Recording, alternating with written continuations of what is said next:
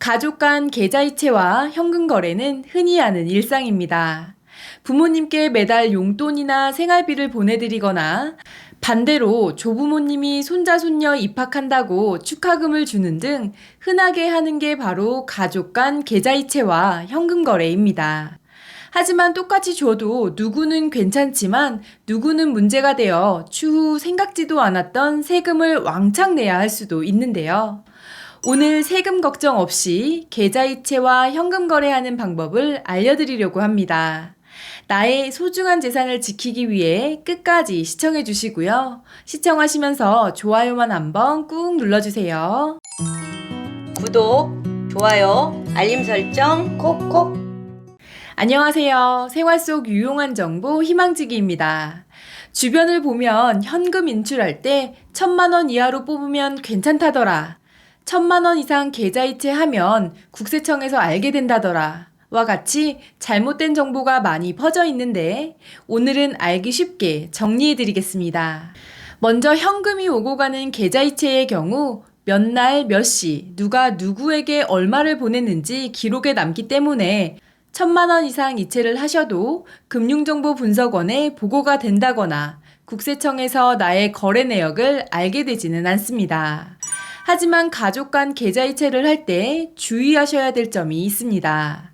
증여세법에 따르면 생활비, 교육비, 치료비, 혼수용품 비용, 용돈 등의 명목으로 사회 통념상 인정되는 범위 내에서 가족 간 계좌이체된 내역은 전혀 문제가 되지 않습니다. 그러나 소득이 있는 자녀에게 부모가 매달 생활비 명목으로 200만 원씩 계좌이체한 경우는 어떨까요? 1년이면 2,400만 원, 4년이면 1억에 가까운 돈이 되는데요. 이렇게 소득이 있는 가족에게 생활비 명목으로 이체한 현금에 대해서는 증여세가 과세될 수 있습니다.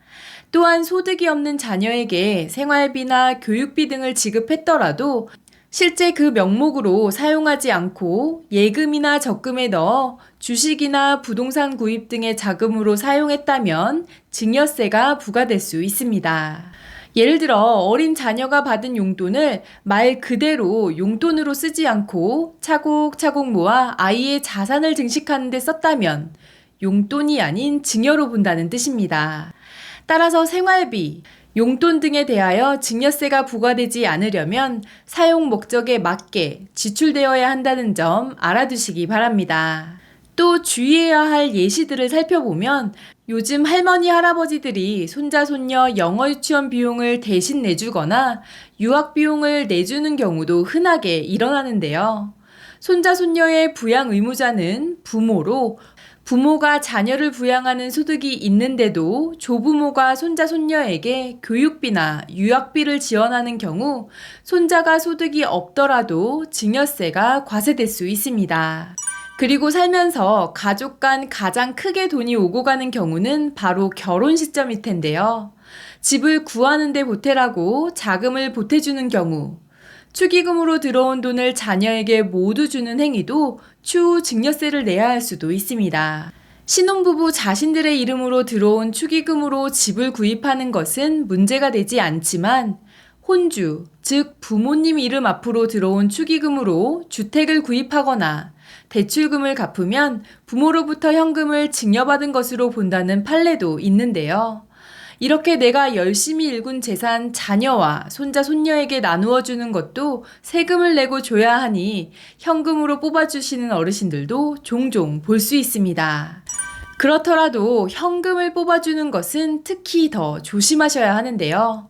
꼬리가 없는 현금은 하루에 1,000만 원 이상 입출금하는 경우 고액현금 거래 보고제도에 의해 거래자의 신원과 거래 금액 등이 금융정보분석원으로 자동 보고되기 때문입니다. 여기서 더 중요한 사실은 현금은 출금할 때보다 받은 현금이 입금되거나 사용될 시점에 문제가 발생될 수 있다는 사실을 아셔야 합니다. 예를 들어 부모로부터 주기적으로 받은 현금을 자녀가 본인의 계좌에 입금하거나 몰래 받은 현금으로 부동산을 취득하는 시점에서 자금 출처 조사에 걸릴 수도 있습니다. 또한 사업을 하시는 분의 통장에 출처 모를 현금이 반복적으로 입금된다면 현금 매출을 누락했다는 혐의로 조사를 받을 수도 있는 것입니다. 그렇다면 어떻게 해야 세금을 줄일 수 있을까요? 현재 우리나라에서는 성인 자녀에게 10년간 최대 5천만 원, 미성년자에게는 10년간 최대 2천만 원의 증여세 공제 한도가 적용되고 있습니다. 그러니까 10년 동안 5천만 원까지는 자녀에게 그냥 줘도 세금을 내지 않아도 된다는 말인데요. 그래서 이왕 자녀들에게 주시려면 10년이라는 이 기간을 잘 활용하셔서 10년마다 재산을 나누어 주시면 증여세를 아낄 수 있습니다. 배우자는 6억 원, 성인 자녀는 5천만 원, 미성년 자녀는 2천만 원, 기타 친족, 즉 6촌 이내의 혈족, 4촌 이내의 인척은 1천만 원까지 증여세가 0원인데요. 여기에 기타 친족은 장인이 사위에게, 시어머니가 며느리에게, 누나가 동생에게, 이모가 조카에게 증여하는 경우를 말합니다. 또한 2024년에 관련 세법이 개정되어 자녀가 결혼을 하거나 출산을 할 경우 기존의 5천만 원 공제 금액에 더해서 1억 원의 비과세 증여 한도가 적용됩니다. 그래서 2024년 이몽룡과 성춘향이 결혼을 한다고 했을 때 10년간 부모로부터 증여받은 돈이 없다면 각각 1억 5천만 원씩 총 3억 원을 증여세를 내지 않고 받을 수 있는 것입니다.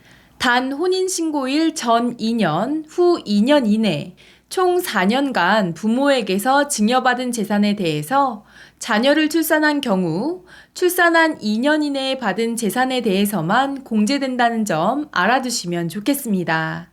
증여공제 한도가 매년 물가를 반영해 조정되고 최고액 자산가들에게만 세금을 부과하고 있는 미국이나 자녀 공제액이 약 11억 원인 영국, 약 6억 원인 독일과 같은 나라에 비하면 10년에 5천만 원인 우리나라의 증여재산 공제 금액이 매우 적다는 것을 알 수 있는데요. 공제 금액이 확대되어야 될 필요가 있지 않나 생각이 듭니다. 구독자님들의 생각은 어떠신가요? 댓글로 공유해 주시면 감사하겠습니다. 이번 영상이 조금이라도 도움이 되셨다면 구독, 좋아요, 알림 설정 눌러주세요. 감사합니다.